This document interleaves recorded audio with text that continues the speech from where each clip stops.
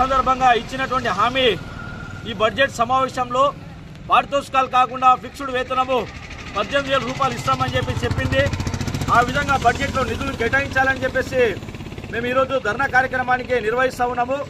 ముఖ్యంగా తెలంగాణ రాష్ట్రంలో గత పాలకులు బీఆర్ఎస్ ప్రభుత్వం ఏ విధంగా అయితే విధానాలు అవలంబించిందో ఇవాళ తెలంగాణ రాష్ట్రంలో కాంగ్రెస్ ప్రభుత్వం కూడా అదే పద్ధతిని కొనసాగుతూ ఉన్నది.